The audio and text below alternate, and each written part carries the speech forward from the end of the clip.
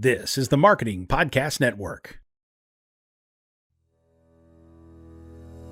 Welcome to Uncorking a Story, the podcast that introduces you to the rich world of storytellers who share their personal journeys, creative processes, and the stories behind their stories, one conversation at a time. I'm your host, Mike Carlin, and I'm thrilled to be part of your writing journey.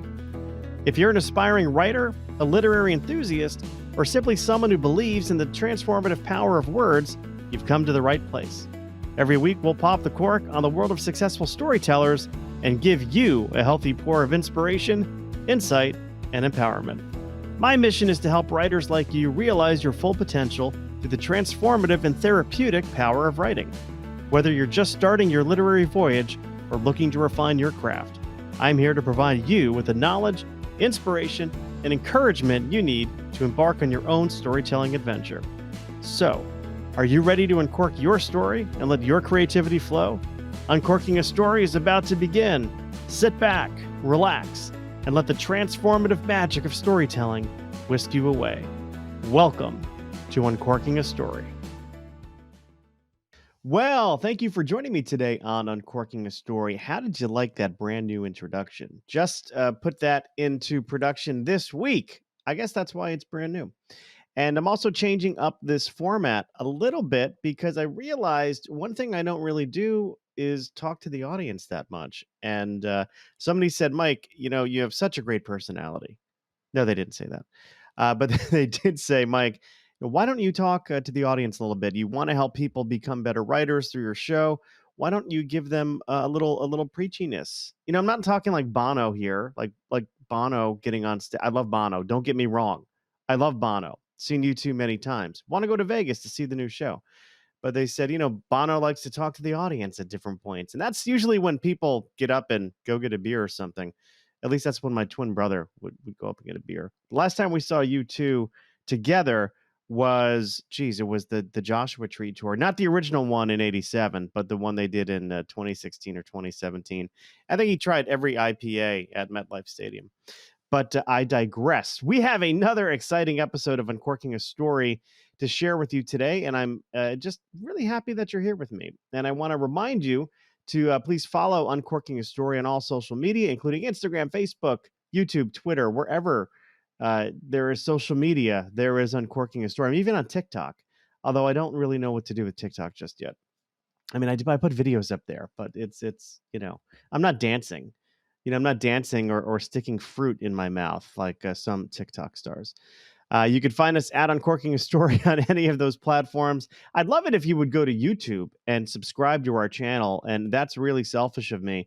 But I need at least 1,000 followers on YouTube, and then I can maybe start making some money on this show. Maybe put a little wind in the sails of my own pirate ship, help those kids of mine get through college. And pay off their loans early. You never know. But it is also a great way to interact with the audience. I find that of all the social media platforms, YouTube does have a great interaction. And I do love interacting with the audience and reading your comments and all that good stuff. Please subscribe, rate, and review Uncorking a Story wherever you get your podcast. Okay, that's all the business I have to share with you. I want to talk about my exciting interview with Christina Henry. Christina is a horror and dark fantasy author whose work includes Horseman, Near the Bone, The Ghost Tree, Looking Glass, The Girl in Red, The Mermaid, Lost Boy, Alice, Red Queen, and the 7-book urban fantasy Black Wings series. Wow, she is a prolific author. She joined me on Uncorking a Story to talk about her latest novel, Good Girls Don't Die. And as we're going through this conversation, two things really stuck out to me about Christina. And I think these are very important lessons for any writer, aspiring writer, or even, those of you who might have a few books out now. Sometimes miracles happen. That's lesson number one. And by that, I mean, Christina got a 3-book deal with a publisher before even having an agent. And that 3-book deal then became a 6-book deal. And when that happened, Christina realized that she needed representation. Of course, having a 6-book deal made it very easy to find an agent at that point. The process was a little bit more smooth for Christina than some of the rest of us. And heck, I think even agents should have been querying her at that point in time. Now, that would be something, right? Agents querying authors for their work. I think there's probably a parallel universe somewhere. If you believe in a little bit of that mumbo jumbo of different timelines, maybe there's a variant of me somewhere where agents are coming at me and just trying to get me to go with them for representation. I don't know. Maybe you've got to look like Tom Hiddleston for that to happen. That's for all you Loki fans out there. Now, that's not the norm, of course, having agents chase after you, but it just goes to show in Christina's case that really anything is possible. The other thing about Christina, she broke another rule, and that's that she didn't really develop a formal pitch for this latest book. She basically told her agent, just read it. And the agent said, okay. The agent read it and loved it and agreed. And when the agent was trying to sell it to the publisher, the agent said, you know what, I don't have a pitch for this book. Just read it. The publisher read it and, of course, agreed to take it on and publish the work. So that was another trend that Christina was able to buck, so to speak. So the big lesson here, the big lesson is that while there are best practices for selling your work to a publisher, those rules are not always set in stone. With the right story, the right timing, and of course, the right amount of luck, Han Solo be damned, you too might be the exception to the rule. My goal is always to help you become a better writer, and that is your lesson for today. All right, without further ado, let's uncork Christina's story. Welcome to Uncorking a Story, Christina Henry. Thank you for having me. I'm very happy to have you here. I'm curious, where does your story as an author begin? When I was fairly young, I decided I wanted to be a writer. I think this is not uncommon. I read The Lord of the Rings when I was 12, and I decided I wanted to be a writer, like right then and there. And I ran off and I got a notebook and I started writing a book that was not unlike The Lord of the Rings. I'm sure that'll be a shock to you. And but I always wrote after that. I wrote for myself. Um, and then when I went to college, I majored in fiction writing. I did my graduate work. I got an MFA in writing. And then I decided that when I was about 32, I was like, you know what? I keep saying I want to be a writer, and the only way you can be a writer is if you write something. So I wrote a book, and then luckily I managed to sell it right away. And I've been published actually by the same publisher ever since. So what were you doing between the time you finished your MFA to, your early 30s when you published your first book? How did you spend the time in between? Well, I worked in a writing center, helping high school students learn how to write. Um, I had a child, which was kind of time consuming. Um, yeah, but ultimately it just came down to just something in my brain just being like, stop saying someday, you just need to do it. So was it something that was kind of within your control, that little voice inside your brain, or was it coming from somewhere else, you think, in terms of this motivation or this inspiration to sit down and write this first novel? No, I mean, I always wanted to write. I just never really kind of put my back into it, I guess. Um I was always writing. I was always writing snippets of things and short stories and um but then I was like, I just need to do it. I just need to sit down and actually do it. So, and I think that's true for a lot of first-time novelists.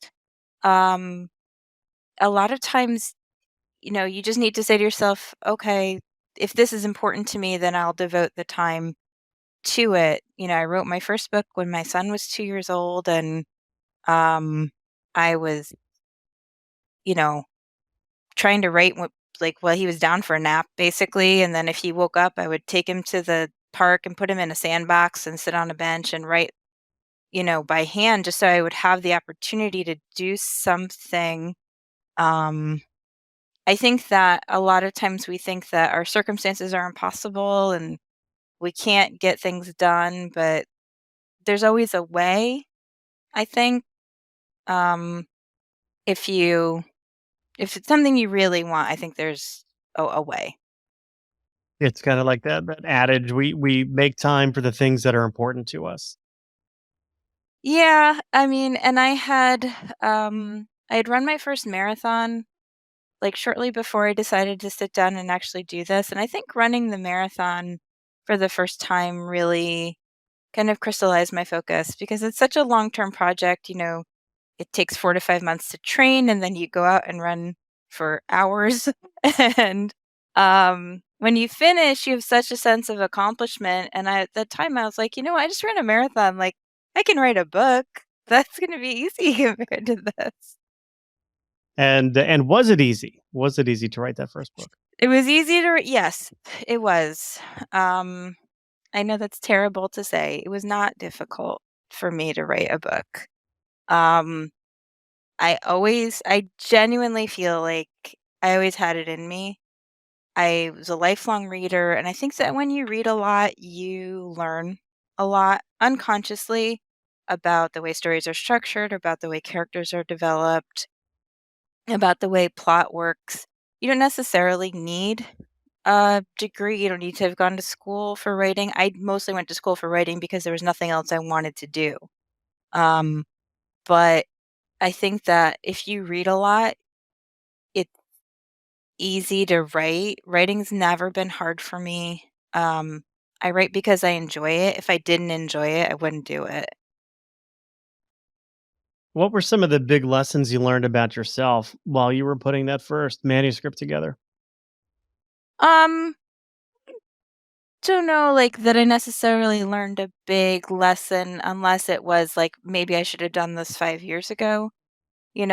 I think that like I said, I kind of always felt that I had it in me and um like a lot of people, especially when you're younger, you just always say, "Oh, well, I don't have time," but really you just want to do other stuff.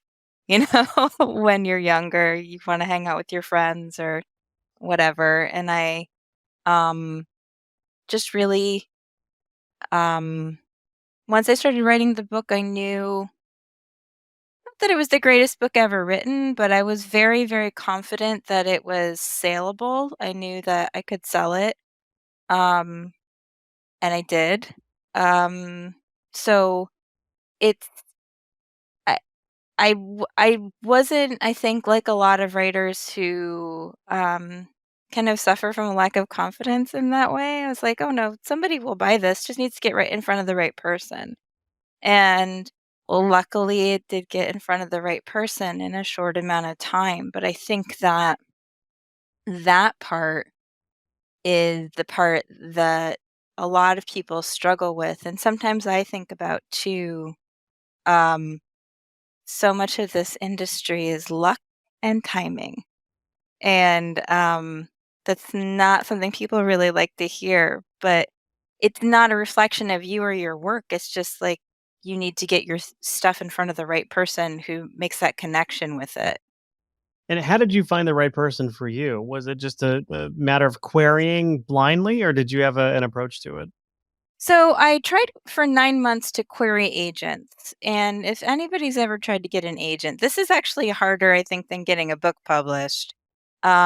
Because there's only so many agents and a lot of them have full lists. And, um, I really wasn't getting any traction with agents. And at the time, this is a thing that isn't even done anymore. Um, I was able to submit to Ace Rock's slush pile. Um, they had open queries, you could submit, I think it was like a summary and 10 pages. You could submit through an online form. And so in 2009, I submitted my book to the slush pile. And a week after I submitted it, an editor asked me for the first 3 chapters. And then a couple days later, she asked me for the full manuscript. And 2 weeks after I'd started the submission process, she offered me a 3-book contract. So that's not something that happens to everybody. Again, I know that part of it was luck and timing. But I think that avenue isn't even open for a lot of people now. I don't think that most publishers do open submissions anymore. Yeah. Once you got that 3-book offer, did you then have to go and find an agent, or were you able to just negotiate that yourself? Well, I did it myself. It all kind of happened very quickly. I think that, most first-time authors are just thrilled to have the contract, and they don't think a lot about the terms. Um, and I ended up the first book sold so well that they actually kind of rushed in and got me under a second contract very quickly while I was looking for an agent. So I had sold my first 6 books without an agent. However, once you sold 6 books, it's very easy to find an agent because they know that your your work can be sold. Um, and I was actually doing an event with another author who was on the same publisher, who said to me, "I'll introduce you to my agent," and that person is now my agent and has been. It's almost at that point like a bunch of agents should be querying you for your business. Well, it all like I said, it all happened really quickly. I mean, I went from, within a few months from having no contract to having 6 books under contract. So it was like a very fast process, but it was because once the first book did pretty well out of the gate, the publisher was like, get her under contract for more books." So, um, yeah, that was it's unusual. It was a very unusual situation, but I'm still with the same publisher. I'm still with the same agent. Very cool. Well, what can you share with us about Good Girls Don't Die? Gee, what can I share about this book? Um, this book is a little tough to talk about. It's been a challenge actually from the start. Um, I started writing the book during the pandemic. Um, and I was doing a lot of kind of comfort food reading. I was reading a lot of cozy mysteries. And I had an idea that I could write a cozy mystery. I thought that would be fun. And I started writing it, and very quickly the story took a left turn. That's not uncommon with my writing. And I kind of went with it and went with where the book took me, which ended up being a completely different thing. And then when I finished it, I sent it to my agent and I said, "I don't know how to describe this book to you, just read it." And she read it and she said, "This is great. I love this. I'm going to send it, to my editor." And she said to my editor, "I don't know how to describe this book to you, just read it." Um, so I think I would say to readers, I don't know how to describe this book to you, just read it. Well, good advice. You mentioned you used a phrase which was "where this book took me," Mhm. and I'm curious as to you had one intention going in, but it seems like something else took over, and I'm just trying to get a sense of what that something else could be. Um, I sometimes say that alternately, I will describe my writing process as magic and or laziness. I hate to plot. I don't think there's any fun in that. I think that if I plot out a book, if I outline the whole thing, then why would I write it? Because now I know the end. And that's the fun of writing for me is discovering the story as I go. So pretty much every book I've written has been that process of discovery where I had no idea where it was going to end up. A lot of times if things just, surprise a reader, they'll surprise me too when I'm writing them. Um, I try very hard actually not to think too consciously about the book. I want to find the story a way a reader would find it. And that way, and I've heard a lot of authors kind of approach writing that way. It keeps you surprised and engaged in the story, and hopefully that translates to the reader as well. Because if you're surprised and having fun with it, then they're going to be surprised and enjoy reading it as well. Yeah, I mean, I think for me that's absolutely true. And like I said, for me writing is fun. I don't consider it work. Um I don't think it's hard. If it was hard, if it was work, I would do something else. This is to me, this is, fun. I get to find a story. Um and I don't um whenever I sit down to write, I'm ready to write. I'm ready to find out what happens next. Do you feel as if the words come from you or the words come through you?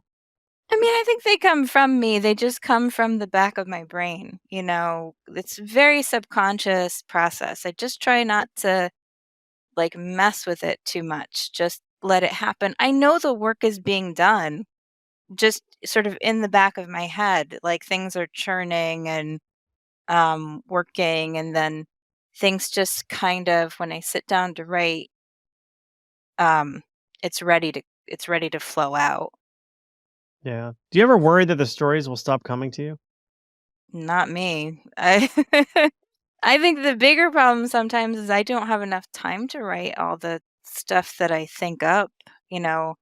Um I almost all my stories come from like a question or like one image that I have in my head.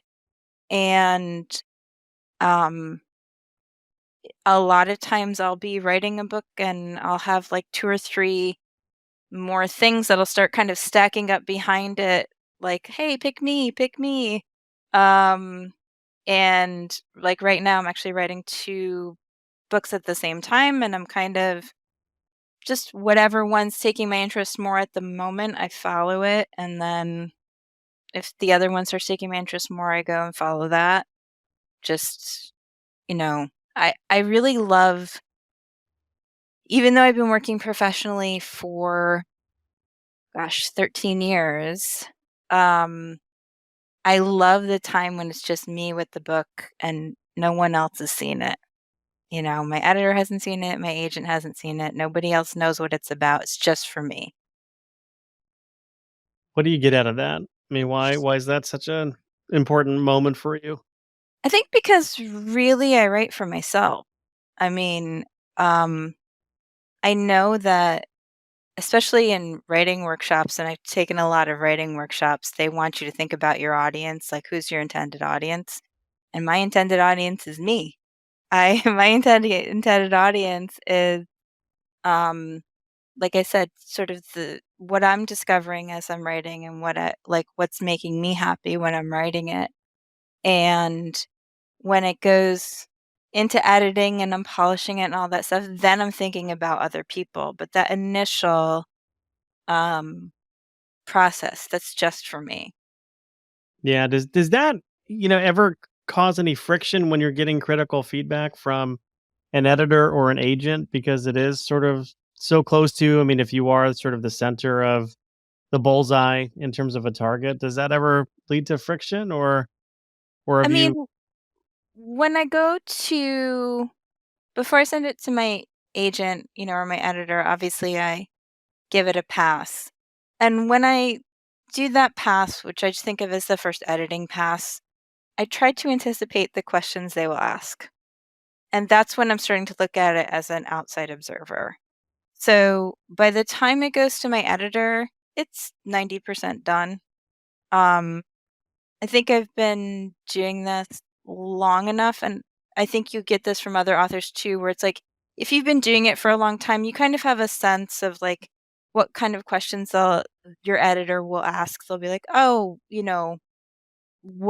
what was this person thinking here?" Or like, "Could you add more detail here?" Or things like that. And when you start to have that sense, it's a little easier, and then it makes things easier for my editor too, because I don't usually get a ton of notes when it comes back. So, but I think that when I do that editing pass, I'm thinking of it more the way an outside person would read it. Got it. Very cool. I have to ask, what is the poster in back of you? Oh, it's Old Boy, the film Old Boy. I see. I know I Mhm. don't know the film, but what is the film Old Boy? It's a Korean film directed by Park Chan-wook, and it is unbelievably beautiful, unbelievably twisted, unbelievably violent. It's just one of my favorite movies, and it was actually there's an anniversary release this year, and so I went to see it at the Alamo Draft House, and I took my 17-year-old who was like, "Mom, what is this weird movie you brought me to?" And I got the poster there. I was very excited. I was like, "Oh, can I take this?" They're like, "Yes, they're for people to take." Are you drawn? I mean, I know you write in sort of the the horror or fantasy genre. Are Mhm. you drawn to those as movies as well? Yeah, I mean, I watch a lot of horror movies. I watch a lot of, like, Japanese samurai film. Um, I watch a lot of Korean film just in a general sense, not just ultra violent ones. I don't necessarily love action films, although I do like action films that are ridiculous. I think in film, if if there's gonna be action, I wanna see like a John Woo movie, like Hard Boiled. I don't know how familiar you are with Hong Kong cinema. Um, or like John Wick, something where the action is completely absurd, it's over the top. It's not even remotely realistic. That's the kind of action movie that I like. I'm not interested in sort of bog standard car chases and gunfights. Yeah, yeah. I'm picturing the Matrix in my head when you're talking about movies you might like. Was that on your list of?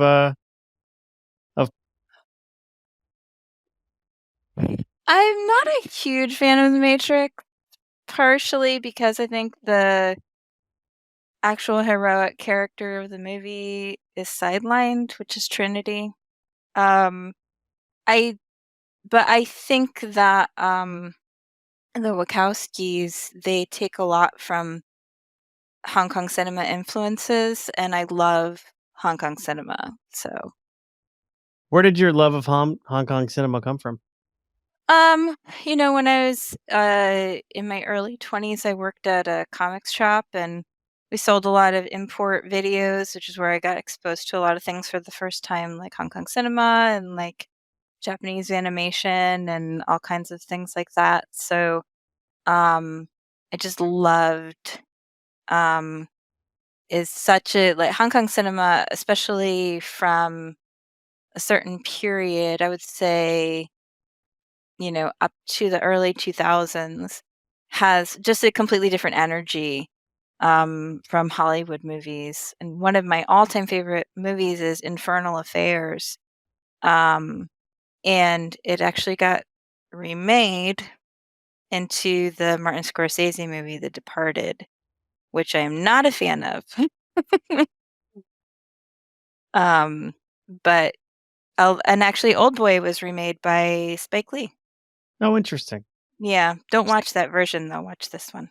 Yeah, I will. I will put that on my.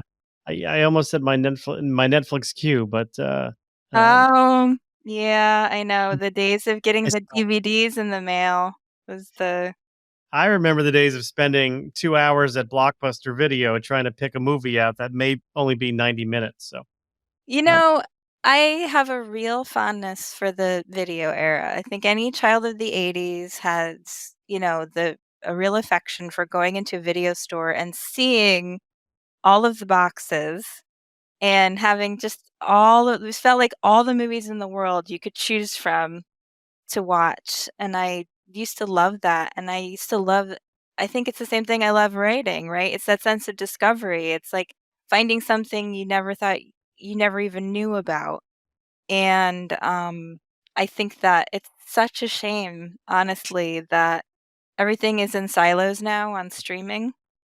yeah, But yeah, it's interesting. We still in my town, Stamford, Connecticut, have one video store left. Critics' Choice Video still has DVDs and VHS tapes.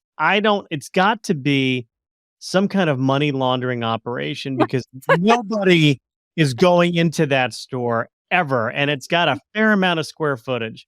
So I'm trying to just do the math on that one because it just doesn't make much sense to me. But Maybe they own the building, maybe it's just possible, and he's living his dream of, trying to bring back the old VHS movie business.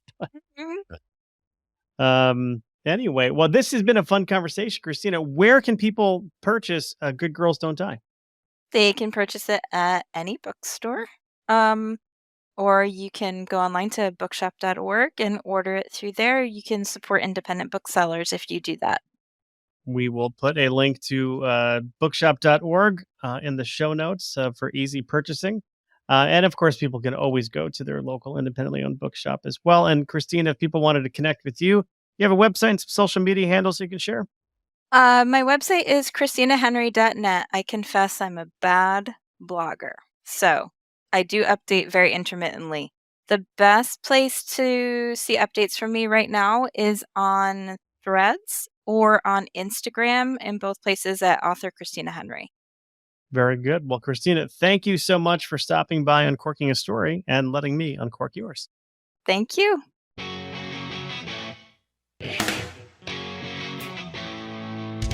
Thanks for listening to Uncorking a Story. If you'd like more information about today's guest or to find out more about Mike, go to uncorkingastory.com. If you enjoyed the show, please subscribe, rate, and review us at Apple Podcasts, Spotify, or wherever you get your podcasts. Tune in every week to hear Mike Carlin uncork a new story.